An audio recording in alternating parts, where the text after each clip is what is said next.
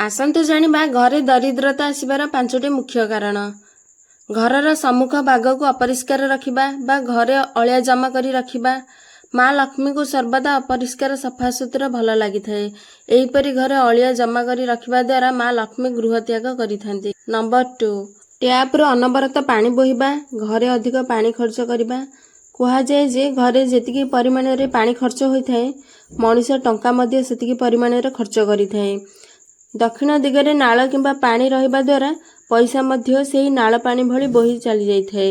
Number 3, ଯଦି ଘରେ ଭଗବାନଙ୍କ ନାମ ନିଆ ନଯାଏ ତେବେ ସେଠାରେ ନକାରାତ୍ମକ ବଢ଼ି ଯାଇଥାଏ। କୌଣସି ନା କୌଣସି ଅସୁବିଧା ଲାଗି ରହିଥାଏ। ନମ୍ବର 4, ଭୁଲ ମାର୍ଗରେ ରୋଜଗାର କରିଥିବା ପଇସା କେବେ ଘର ସୁଖ ଶାନ୍ତି ଆଣିନଥାଏ। ଏହିପରି ପଇସା ଘରକୁ ଯଦି ଆସେ ତେବେ ବେଶୀ ସମୟ ପର୍ଯ୍ୟନ୍ତ ରହିନଥାଏ। ନମ୍ବର 5, ଯେଉଁ ଘରେ ସବୁ ସମୟରେ କଳି ଝଗଡ଼ା ବାତାବରଣ ରହିଥାଏ ସେଠାକୁ କେବେ ସୁଖ ଶାନ୍ତି ଆସିନଥାଏ। ଘରେ କଳି ଝଗଡ଼ା ଦ୍ୱାରା ନକାରାତ୍ମକ ବାତାବରଣ ଖେଳେଇ ହୋଇଯାଇଥାଏ। ଧନର ଦେବୀ ମାତା ଲକ୍ଷ୍ମୀ କେବେ ବି ଏହିପରି ଘରେ ବାସ କରନ୍ତି ନାହିଁ।